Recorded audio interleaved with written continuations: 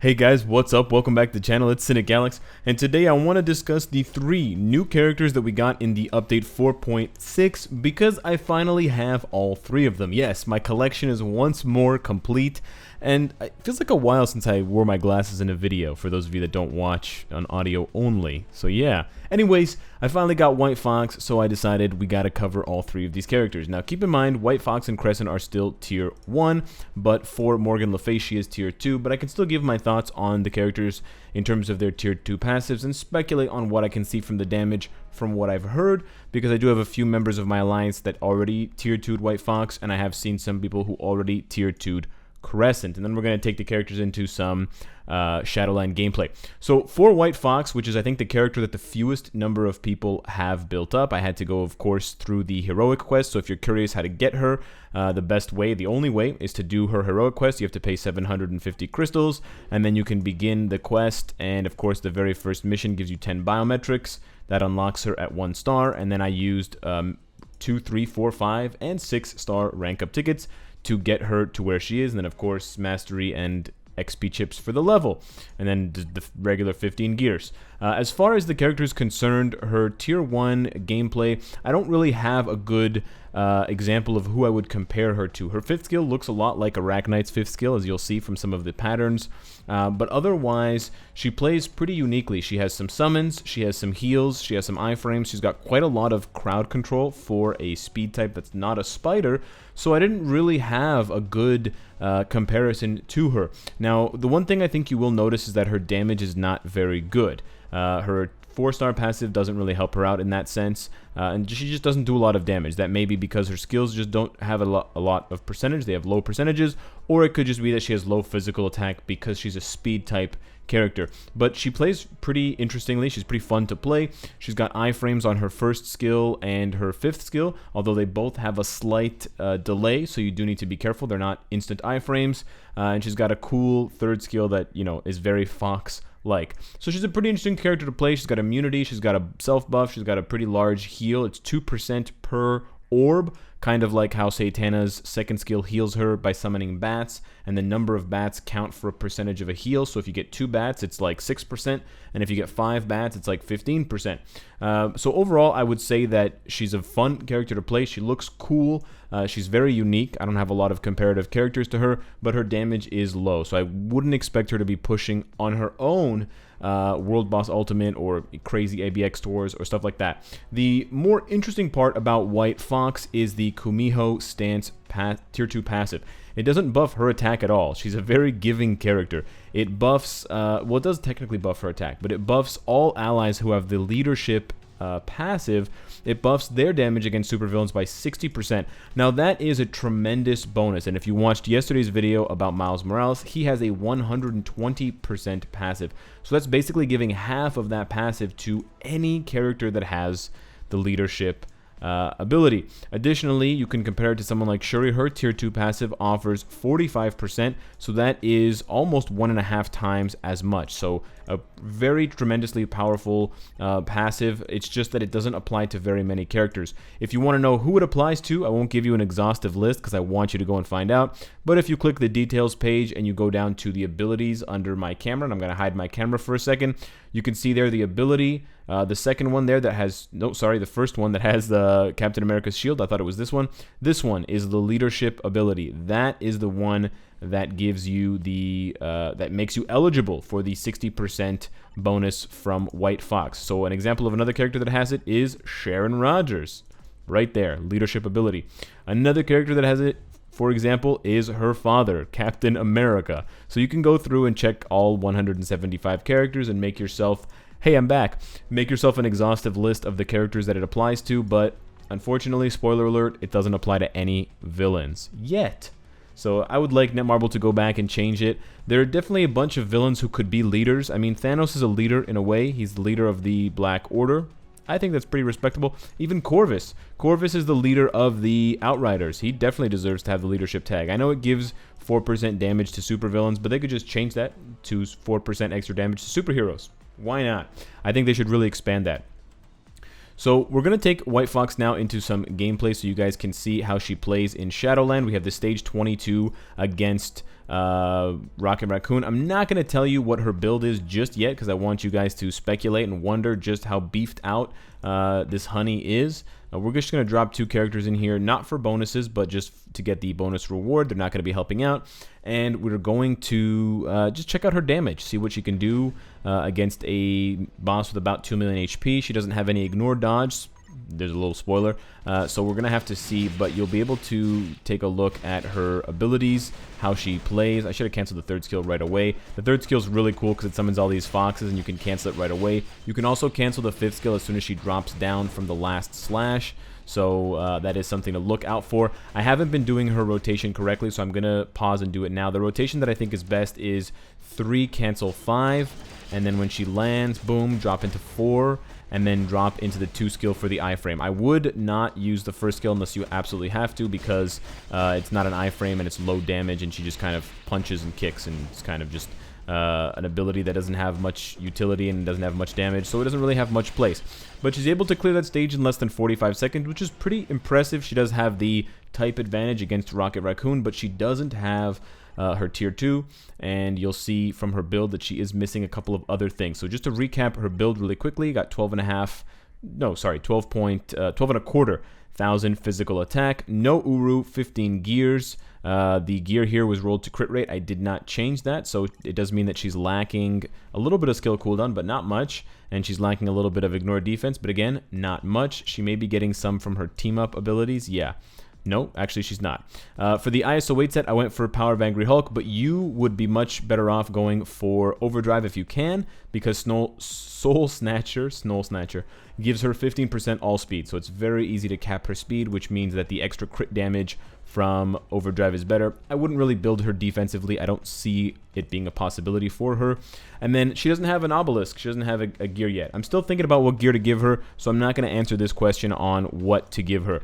Moving along to Crescent. Crescent is the other tier 1 character that I still have. This is the original character that was created for this update, and she is the one that I was telling all of you guys to mega rank up because of her event battle, and I stand by that. However, I don't really have anyone to compare Crescent to either. I think she's kind of like Kid Kaiju, but she has much higher base stats, and she has much less AoE damage.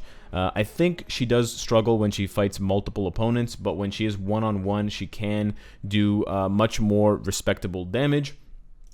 As far as her skills go, she doesn't have any iframes, which is pretty wild, I know.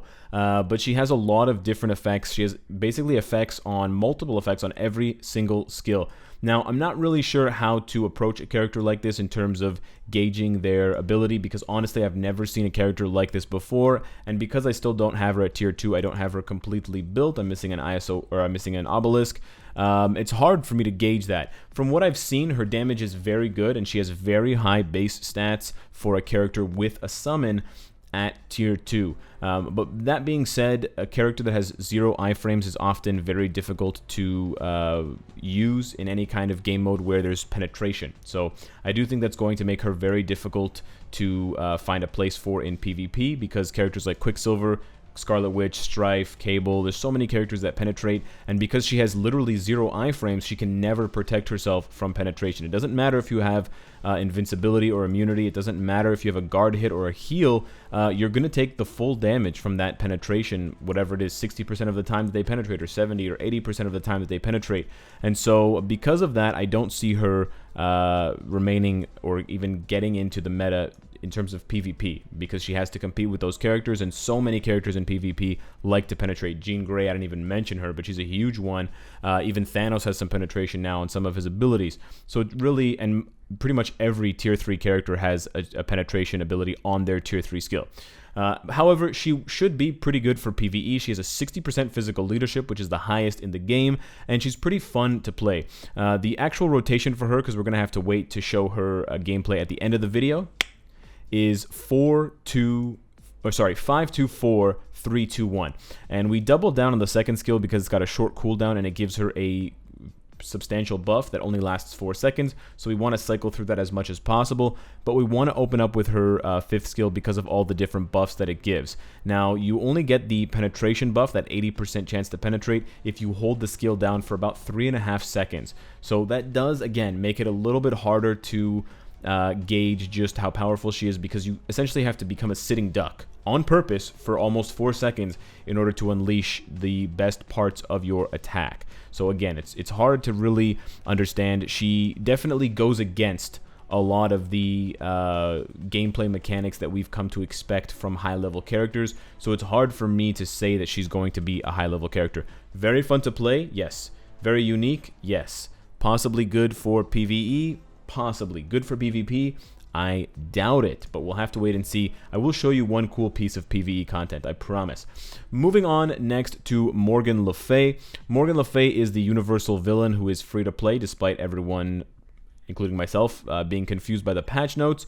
She is available in the store if you want to purchase her for crystals right here, but you don't have to. You can just use any biometric selector that you get from logging in, from completing Shadowland. Here we go, Shadowland clear reward, boom. And then there you go, Morgan Le Fay. The kind of short and dirty on Morgan Le Fay is, imagine Strife without the damage. That's basically what you get in Morgan Le Fay. She's got extreme survivability because she's got two iframes on. She's got 2 instant iframes on 3 and 5. They're both long iframes. She's got a heal on her second skill, and she also revives. And she also has immunity and a self buff. She's got a lot of different ways to protect herself, but her damage is just not there. It's basically Strife without the damage. The good thing is she's a universal villain, which is a difficult tag to build up for, especially if you don't have any native tier 2s. And she's also female, which is another rare type, especially being a universal villain as well. Because of all her self buffs, especially Meteor Rain, which gives her a 5% all speed, you could consider giving her Overdrive, but I think Power of Angry Hulk is also an option because max attack speed does seem to be good for her. And with any character that has a channeling ability where you can continuously attack over a set amount of time, max attack speed is very, very good. But because she has low damage, I don't really know how to recommend building her. I went ahead and built her offensively because I don't care about PvP, but I'm not sure if we're going to see her in PvP. She doesn't have penetration, she doesn't have reflect. It's hard to see where she fits in because while she does have a lot of great abilities that other previous PvP characters have, like Jean Grey with the revive, Dormammu with the revive, she doesn't really have any of the other things. Dormammu has the reflect, Jean Grey has the penetration, Morgan Le Fay has neither. So the jury's kind of still out. I think she can do some low world boss ultimate stages for you. She can definitely do Shadowland.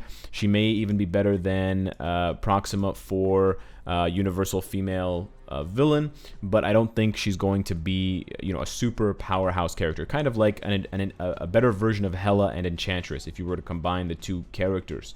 But, you know, still fun, and I think still worth building up because of how rare that typing is. We're going to fast forward now to a few stages further down in Shadowlands so you guys can see the full benefit of both Morgan Le Fay and Crescent. So here we go, stage 29 of Shadowland, and we're bringing Morgan Le Fay. We're just going to drop off 2 other characters, not for any kind of help, but just to take advantage of that reward to clear with 3 characters.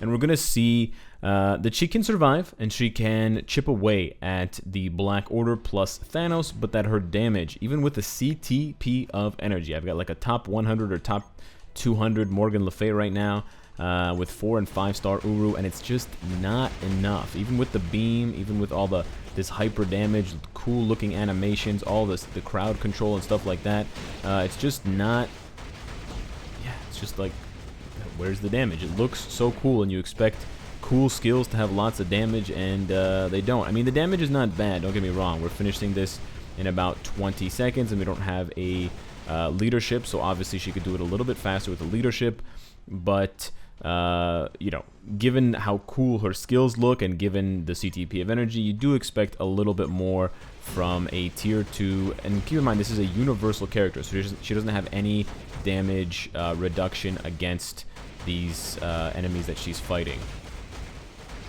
But I think you'll be happy. I mean, I don't want to really complain too much about her damage. It's not awful. It's not as bad as some other characters that have, you know, basically 0 DPS. It's not Vision, for example, or Jane Foster, but it's not very high either. And so definitely keep that in mind.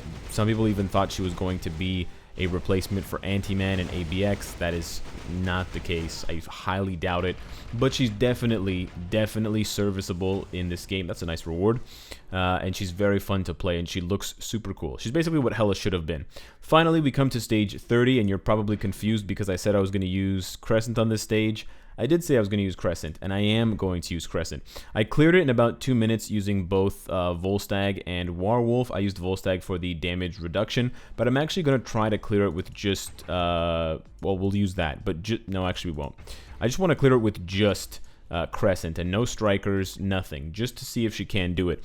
Now, the interesting thing about this clear is that summons, in this case Io, deal full damage in Shadowland, and this is not actually something that I knew at the time, but it was something that I saw on Reddit a few weeks ago in regards to the Sentinels, and I thought, you know what, I want to try this with the next character that I get, who has summons, who's tier 1, because all my summon characters, including the Sentinels at the time, were tier 2. So here we go. This is Luna Snow and Io, and of course she's doing damage in the hundreds, but Io is doing damage in the thousands, and with that 60%, and with her other abilities, she can actually do this stage on her own, which is hilarious.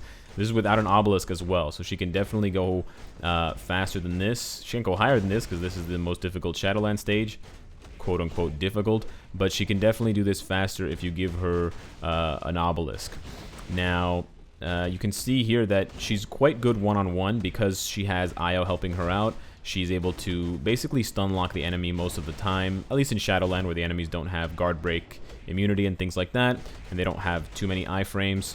I don't know how this is going to work against a World Boss Ultimate more, higher stage, because of course they have a lot of HP. You can't face tank them because they have environmental attacks and kind of hazards that pop up, like the time freeze and the spears and the kind of snare tornadoes and the poison clouds. But she does also have a heal on her 5th skill, which does allow you to make mistakes and kind of, have them made up for you. We're actually going to come really close to running out of time in this one, it looks like. But yeah, she's pretty fun to play, but you can see that her skills are very single target. She doesn't have a lot of AoE on these abilities, so that is why I'm mentioning it to you guys, because I noticed that she does struggle. I tried to use her multiple times in a stage under 30 for a Rumble, and she was unable to complete the Rumble by herself because she gets swarmed by different characters. She can't do enough damage to get them all kind of off her back. She can't stun them all at the same time as well because she has low AoE.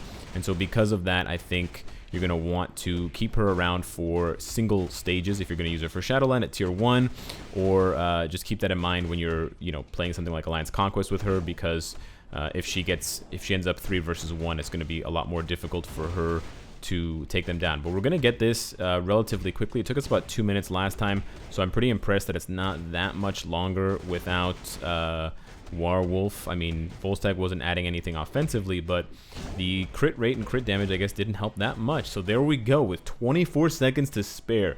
Little Crescent and Big Io smash out stage 30 of Shadowlands. Pretty interesting stuff, pretty fun stuff. Nothing too overpowered, which has kind of been the theme for the past few updates, at least, besides Gambit and Deadpool and maybe Sharon Rogers tier 3, but we'll get to that in a couple days, or 1, hopefully. I'm crossing my fingers to hit 100% tomorrow.